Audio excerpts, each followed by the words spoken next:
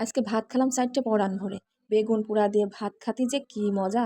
আজকে চুলায় বেগুন পোড়ার মতো স্বাদ নিয়ে আসবো। আসসালামু আলাইকুম। ফ্রিজে খুঁজে, খুঁজে কিছুই পাচ্ছি না।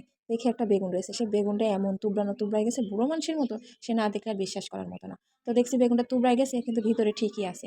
এবার বেগুনটা সুন্দর মতো কেটে কুটে দেখলাম কিছু আছে কিনা। এবার সরিষার তেল মাখায় নিয়ে চুলার উপর দিয়ে দিলাম। একটু চুলাটা তাতায় নিয়ে বেগুনটা দিয়ে দিলাম। দিয়ে এবার বেগুনটা আমি পুড়াই নেবো সুন্দর মতো করে। সিদ্ধ করে নেবো, একটু ঢাকুন দিয়ে ঢেকে দেবো। বারবার নেড়ে চেড়ে দেখবো। আর ওর ভিতরে যা পানি আছে সব বের করে দেবো।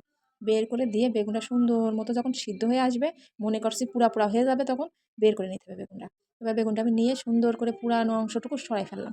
একটু একটু রেখেও দিলাম যাতে গন্ধটা থাকে, পোড়া গন্ধটা খেতে ভালোই লাগে। তো আমি পোড়াগুলো সরাই নিয়ে এবার কড়াইতে দিয়ে দিলাম তেল, দিয়ে একেবারে আপনার শুকনা মরিচ সুন্দর মতো ভেজে নিলাম। একটু পেঁয়াজ ভেজে নিলাম। যখন লাল লাল হয়ে আসবে তখন নামাই নিলাম। নামাই নিয়ে সুন্দর মতো একেবারে লবণ দিয়ে ডুলে মাখাই নিলাম। ওরে আল্লাহ, এত সুন্দর সেন্ট বেরোচ্ছে, সে না বলে বিশ্বাস করার মতো না। এবার দেখছি বেগুনটার ভিতরে কিচ্ছু হয়নি। বেগুনটা এত সুন্দর বলেছে রে ভাই, কি বলবো! আহ, সেই সুন্দর একটা পোড়া গন্ধ। আচ্ছা রকম মাখালাম চটকায় চটকায়।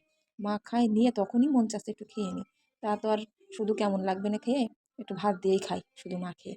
তো ভাত বলতে শুরু নেই, ভাত শুরু করে দিয়েছি খাওয়া একেবারে। সেই স্বাদ কি বলবো! যারা এখনও খাননি অবশ্যই ট্রাই করে দেখেন। এত স্বাদ, সে না খালি কেউ বিশ্বাস করবে না। সবাই ভালো থাকবেন, আল্লাহ হাফেজ।